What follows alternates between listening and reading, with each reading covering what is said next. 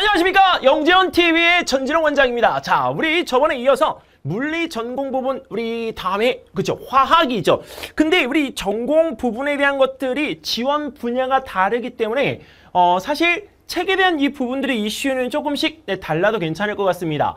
일단 우리 인성, 그 다음에 인문, 그 다음에 우리 전공이었잖아요. 근데 그 책 한 권 우리가 선택하는 데 있어서 수준, 그 다음에 책의 종류, 이거 선택하기가 매우 어렵습니다. 근데 특히나 화학 부분에 대한 것들은 우리가 의대를 가려고 하는 친구들이다 보니까 뭔가 책을 갖다가 고를 때 신경을 한 번 더 쓰게 되어지는 것 같아요. 물리 전공을 하려고 하는 친구하고는 좀 다르더라고요. 자, 그래서 이 화학에 대한 이 부분들은 어떤 책에 대한 수준이나 이런 것들을 고려하기보다 본인의 색깔을 확실하게 나타내줄 수 있는 책들을 선별해서 안내를 드리고자 준비했습니다.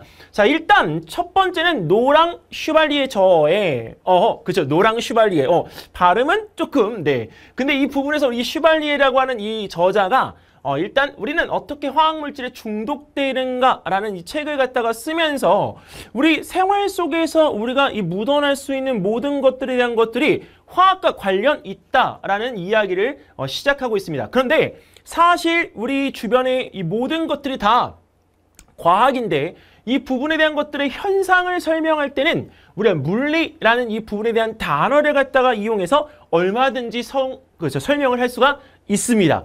근데 사실 이 부분에서 우리가 가지고 있는 물질, 심지어는 여기에 있는 이 부분의 포인터에서도 나올 수 있는 독성이 있는데도 불구하고 그 사실을 우리는 모르고 생활하고 있다는 거죠. 얼마나 여기 주변에 있는 이 화학물질들이 나에게 독성을 갖다 제공하고 있을지 알고 계세요? 지금 듣고 있는 이 영상 속의 저를 담고 있는 컴퓨터 안에서도 바로 독성물질이 충분하게 나올 수 있다는 것. 근데 그런 부분들에 대한 것들이 우리가 단지 위험해! 라고 이렇게 하는 것보단 과학적인 근거를 들어서 설명을 해주는 명쾌한 해답이 필요하지 않겠습니까? 자, 그런 명쾌한 해답과 근거를 제시할 수 있는 책이 바로 우리는 어떻게 화학물질에 중독되는가입니다. 사실 이 책을 갖다가 읽다 보면 나도 모르게 주변에 있는 물건들을 다시 한번 돌려보게 되어집니다. 왜냐면 저런 물질 속에서 진짜 이런 책 속에 있는 독성물질이 나온단 말이야? 라고 생각을 하게 되니까요. 그리고 또 하나, 이런 화학물질에 대한 부분들에 대한 유독성에 대한 구체적인 사례들을 갖다가 통해서 우리가 알지 못하고 당하는 그런 부분들에 대한 이 현실을 깨닫게끔 해주는 아주 효과적인 책입니다.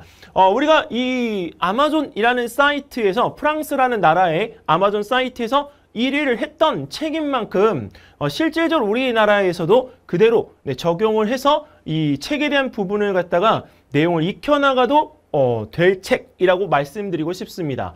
자, 이 책 한 번은 꼭 읽어보시고요. 나중에 지금 서울대학교의 영재교육원을 지원하기 위해서 이렇게 전공도서로 제시를 갖다 한 책이지만 가지고 있다가 나중에 대입에 본인이 화학 쪽 관련해서 책을 갖다가 이렇게 뭔가 활용하고 싶다고 할 땐 이 책을 또 수준 높게 그 책으로 이어서 가도 충분합니다. 다음 두 번째 책입니다.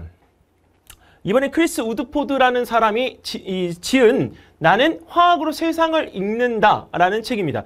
사실 이 화학에 관련되어진 책들을 갖다가 보면 우리 대부분 주변에서 있는 이러한 어떤 주변의 물질들이 나한테 주는 영향에 대한 이것을 설명하는 내용들이 많습니다. 이것이라고 하는 이 부분에 대한 것들은 물론 독성 부분도 있지만 그로 인해서 나의 몸의 신체적인 변화가 유발되어질 수 있는 어떤 상황적인 것들도 모두 거기에 포함이 됩니다.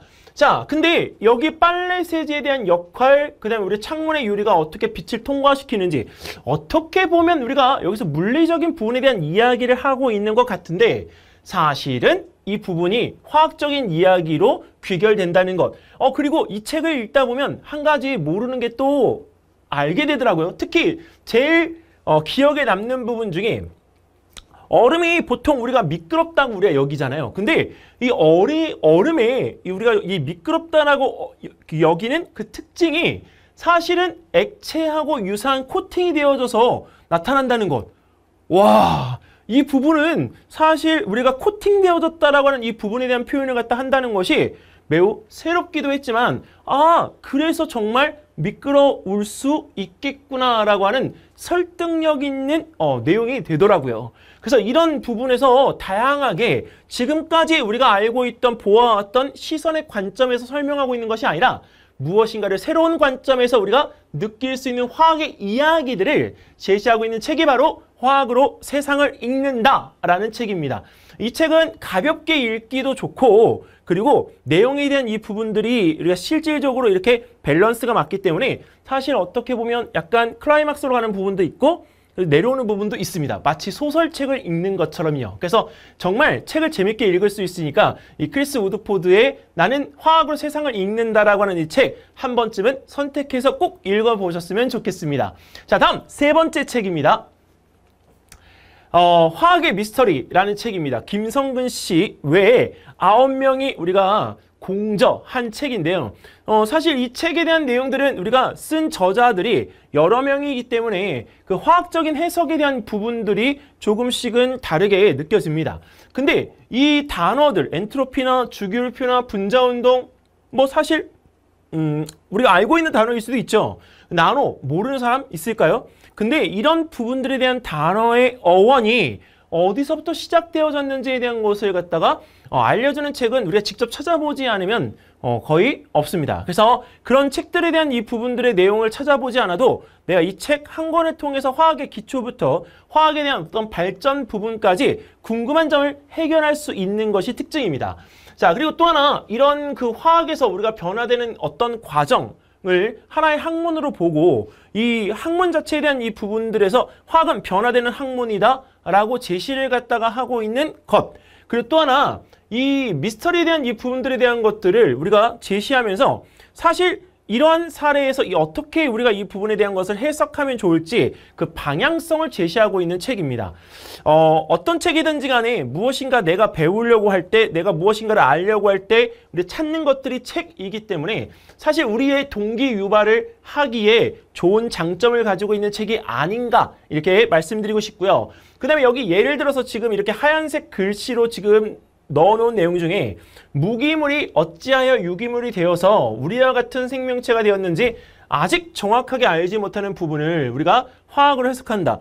사실 우리가 이 생명체에 대한 탄성을 갖다가 우리가 네트워크로 거슬러 올라가다 보면 어떤 사람들이 이야기하기를 루카라는 이 존재로부터 우리 모든 생물들이 만들었다. 루카가 나무도 되고 루카가 인간도 되고 루카가 다른 동물도 되고 우리 주변에 있는 루카가 고양이, 루카가 강아지 이런 부분들로 변화되어져서 우리의 세상은 만들어졌다. 이렇게 우리가 표현을 갖다가 합니다. 근데 이 책은 그런 부분에 대한 것들을 무시하고 화학적인 부분에서 생물들이 어떻게 변화되어져서 이게 만들어져 왔는지 그 부분에 대한 것을 제공하고 있는 책이기 때문에 사실 화학 부분만 아니라 생물에 관계되어진 내용들도 같이 제시하고 있는 융합 책입니다. 그래서 화학과 생물에 관계되어진 부분에 대한 선택을 하고 있는 친구들이라면 이 책을 과감하게 딱 집어서 선택을 하는 것도 좋을 것 같습니다.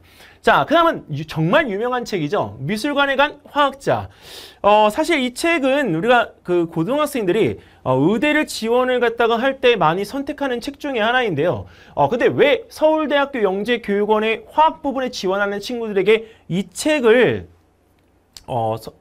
이렇게 권해드리냐면 사실 이 화학이라는 부분에 대한 거는 어떻게 순수 과학이기 때문에 좀 지루하고 딱딱할 수가 있어요. 근데 사실 우리 주변에 있는 것들을 해석하는 데는 정말 이 순수 과학이라는 것이 없으면 안 되거든요. 근데 거기에서 이 미술관에 간 정말 이 저자 전창림이라는 화학자분이 이 미술에서 우리가 주재료인 물감에 대한 부분들이 실질적으로 우리가 화학물질이기 때문에 그런 부분이 우리가 세월을 지나오면서 어떻게 색깔에 대한 이 부분들을 갖다가 나타내는지 그리고 그 색깔에 대한 변화의 원인이 되는 것들이 무엇인지에 대한 부분들을 상세하게 우리가 설명하고 있는 것을 작가적 관찰자의 시점으로 이야기하고 있다는 것 그리고 그런 그림에서 우리가 어떤 과학에 대한 이야기들을 이렇게 느낄 수 있는 부분들에 대한 것들이 무엇인지를 알 수 있게끔 해준다는 것 사실 이 책을 갖다 읽다 보면요 그림을 보는 나의 눈높이 나의 견해가 수준 높아지는 것을 알 수가 있습니다. 특히나 우리가 융합이라는 이 부분에 대한 것이 매우 중요해지고 인문이라는 이 부분이 매우 중요해지기 때문에 인문 부분과 과학 부분이 우리가 같이 결합한 인문과학이라고 놓고 보실 수 있는 책이기 때문에 사실은 미술관에 간 화학자라는 책을 적극 추천을 드리는 바입니다. 자, 이번에 마지막 5번째입니다. 우리 집에 화학자가 산다라는 책인데요. 사실 앞에 있는 책들에 비해서는 내용이 좀 쉽습니다. 근데 이 책의 저자가 누구냐면 바로 김민경 씨예요. 한양대학교에서 우리가 화학 강의를 했던 이 교수님이신데요. 근데 이 교수님이 우리가 또 그냥 지나갈 수가 없는 부분이 화학 만물 박사라는 이 짤의 주인공이기도 합니다. 그래서 실질적으로 본인이 우리가 경험했던 내용들에 대한 것들을 책 한 권에 다 담았다고 해도 과언이 아닐 정도로 책의 내용이 재밌습니다. 그래서 사실 이 책에 대한 내용이 그림만 앞에 보고 이거 초등학생 책 아니야? 이렇게 이해하실 수도 있는데 그 책보다는 수준이 훨씬 더 높아요. 그래서 앞에 있는 책보다는 쉽고 경험적인 내용에 대한 부분들을 많이 풀어놨기 때문에 정말 화학의 기본기를 가지고 있는 책, 화학의 기본에 충실한 책이다 이렇게 말씀을 드릴 수 있습니다. 자, 우리 보통 이 화학책 5권에 대한 이 부분들에 대한 것을 설명을 드리면서 공통적으로 느끼고 있는 거는 주변에 있는 어떤 생활 주변의 물질들, 물건들에 대한 부분들에 적용되어진 화학적 원리와 개념을 많이 설명했다라고 하는 부분들에 대한 것이 공통점이기 때문에 화학에 대한 책을 갖다가 선택하실 때는 너무 고민하지 않으시고 선택하셔도 괜찮다라고 말씀을 드리는 것이 제 마지막 말씀입니다. 자, 여기까지 이제 우리가 해서 화학에 대한 부분은 이런 책이 좋아요, 이런 책이 어떨까요? 라는 말씀을 갖다가 드렸는데요. 이 물리 화학 부분만 있는 것은 아니기 때문에 자, 생명과학 부분과 그 다음에 또 천문, 지구과학 우리 부분에 대한 것들은 어떤 책을 갖다 선택하는 것이 좋은지 다음 영상에서 함께 보도록 하겠습니다. 안녕히 계세요.